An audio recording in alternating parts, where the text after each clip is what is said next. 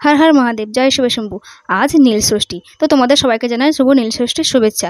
আমি রেডি হয়ে গিয়েছি জল ঢালতে যাব বলে শিবের মাথায়। তুই দেখো আমি চলে এসেছি, এখানে ভীষণ ভীষণ পরিমাণে ভিড় হয়েছে, অনেক বড় লাইনও হয়েছে। তো চলো দেখি যাওয়া যাক। তো বন্ধুরা, আমি লাইনে দাঁড়িয়ে গিয়েছি, এই দেখো লাইন, কত বড় লাইন দেখেছো। আর ভীষণ পরিমাণে রোদ ছিল, এই দেখো প্রচুর রোদ, এত গরম লাগছিল যে কি বলবো। এরপর আমরা শিবের মন্দিরে ঢুকে গেলাম। এই দেখো আমার জেঠিমা এখন শিবের মাথায় জল ঢালছে।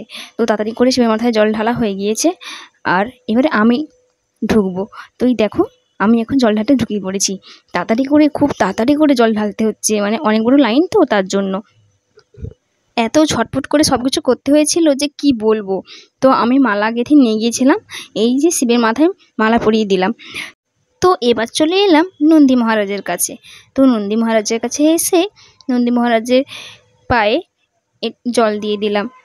তারপরে নন্দী মহারাজের মাথায় জল দিয়ে দিলাম। তারপরে আমি যে মালা গেঁথে নিয়েছিলাম, দুটো মালা গাঁথছিলাম, একটা শিবের জন্য, একটা নন্দী মহারাজের জন্য। তো সেই মালাটা নন্দী মহারাজকে পরিয়ে দিলাম। তো এটা আমার অনেক দিনের শখ ছিল, তো সেটা সম্পূর্ণ হয়েছে, আমার খুব ভালো লাগছে। আর অনেক ভিড়ও হয়েছে। তো একটু নন্দী মহারাজের মাথাতে ফুল দিয়ে দিলাম। তারপরে আমি প্রণাম করে নিলাম। তো একটা কথা, নন্দী মহারাজের কানে কানে বললে নাকি স্বয়ং মহাদেবের কাছে চলে যায়। তো আমিও সেটা আজ ট্রাই করলাম।